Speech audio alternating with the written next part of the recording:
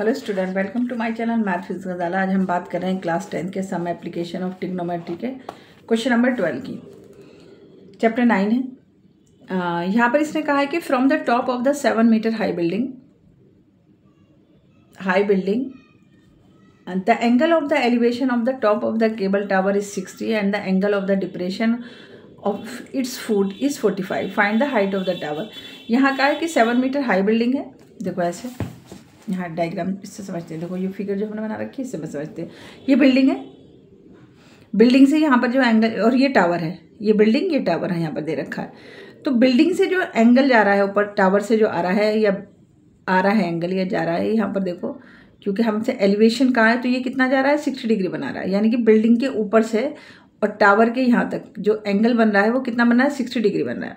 फिर उसके बाद उसने कहा डिप्रेशन, जो एंगल नीचे की तरफ आ रहा है, कहाँ पर, फुट ऑफ द बिल्डिंग पर, तो वो हमारा कितना आ रहा है, 45 आ रहा है, 45 डिग्री आ रहा है, 45 डिग्री। ठीक है, बात समझ में आई। जो बिल्डिंग से एंगल जा रहा है वो कितना जा रहा है, 60 जा रहा है, और जो बिल्डिंग से नीचे की तरफ को आ रहा है वो हमारा कितना आ रहा है, 45 डिग्री आ रहा है। अब क्योंकि हमसे निकलवा रहा है कि find the height of the tower, तो हमें क्या निकालनी होगी यहाँ पर, और जो बिल्डिंग दे रखी है वो 7 मीटर, जो उसकी लंबाई है वो कितनी, 7, यहाँ पर भी 7 लिख दो। तो हमसे पूरी ये हाइट जो है टावर की, वो हाइट निकलवा रहा है कि हाइट की टावर कितनी है। तो सबसे पहले हम छोटा वाला एंगल ले लेते हैं, यहाँ नाम दे देते हैं ABCD, ये नाम दे दो। ठीक है, पहले हम ले लेते हैं tan 45। 10 क्यों लेना है, क्योंकि P/B आ रहा है। ठीक है, और देखो जो ये होगा ना DC, वो भी ये होगा, दोनों, क्योंकि बिल्डिंग का है दोनों पार्ट, जो ये पार्ट है वही ये पार्ट है। अगर ये DC है तो ये भी DC है, और अगर AB मानोगे तो ये भी AB है। मतलब कुछ भी करके मानना, लेकिन ये हैं दोनों इक्वल। तो सबसे पहले हम tan 45 कर लेते हैं।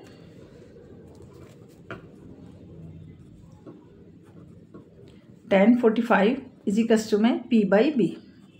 P क्या है, 7, और B हमारा क्या है, DC। 45 की वैल्यू क्या होती है, 1। tan 45 की वैल्यू कितनी आती है, 1 इज इक्वल्स टू में 7/में DC हो गया। क्रॉस मल्टीप्लिकेशन कर दो, DC इज इक्वल्स टू में 7 आ गया। ये DC की वैल्यू हमने क्या निकाल दी, 7। तो अब भी ये, अगर ये 7 है तो यहाँ पर भी 7 होगा। मतलब जो DC की value, DC is equals to क्या है, AB। मैं यहाँ लिख देती हूँ, DC इज इक्वल्स टू में AB है, साइड ऑफ बिल्डिंग या बेस ऑफ बिल्डिंग, कुछ भी कह सकते हैं। यहाँ पर ये आ गया। ठीक है, अब लेते हैं हम tan 60। tan 60 is equals to में, देखो यहाँ पर भी नाम देते हैं CDE ले लेते हैं। यहाँ पर इसे, यहाँ पर इस पार्ट को x मान लेते हैं, कुछ नहीं है तो x मान लेते हैं, तो x से आसानी हो जाएगी। x में AB, और AB हमारा क्या है, DC के बराबर है। x/AB, P/B लिखते, तो AB हमारा किसके बराबर है, DC के बराबर है। तो हमने यहाँ पर ये भी लिख दिया, DC। x/AB आ गया, ये वाला पार्ट आ गया, और ये दोनों इक्वल हैं। DC is equals to AB है, तो मैंने AB की जगह फिर यहाँ पर क्या लिख दिया, DC लिख दिया। अब ये, इसकी वैल्यू कितनी होती है, √3 इज इक्वल्स टू में x/DC। क्रॉस मल्टीप्लिकेशन कर दो, x इज इक्वल्स टू में √3 DC आ गया। अब DC की वैल्यू हम पहले ही निकाल चुके हैं, कितनी, 7। मैं यहाँ पर लिख देती हूँ AB के भी बराबर है। ठीक है, x इज इक्वल्स टू में √3, और ये हमारा आ गया 7 हमारे यहाँ पर आ गया, इंटू में 7 लिख दो, इंटू में 7। तो x इज इक्वल्स टू में 7√3 लिख देंगे हम यहाँ पर।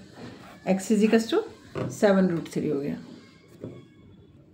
अब देखो पूरे टावर की हाइट अगर हम पूरी सोच रहे हैं तो हमारी कितनी आ रही है, यहाँ से x प्लस में 7 आ रही है। यहाँ लिखो, height of tower is equals to कितनी है, 7 प्लस में x, 7 प्लस में x, ये हमने यहाँ पर लिख दिया। अब x की वैल्यू कितनी निकाली है, अभी 7 तो ये आ गया। x की वैल्यू हमने कितनी निकाली है, 7√3। 7 कॉमन ले लो, तो 1 प्लस में √3, ये क्या निकली आई, height of tower. Height of tower कितनी निकली आई, 7 ब्रैकेट 1 प्लस में √3। ठीक है, अब इसने हाइट ऑफ टावर हमने निकाल दी, और छोटे छोटे से क्वेश्चन होते हैं एग्जाम में, बस थोड़ा सा घुमा दिया जाता है कि कभी हाइट बदल देंगे, कभी थीटा बदल देंगे, इस तरीके से बदल दिया जाता है। बाकी बहुत सब समझ के करने होंगे।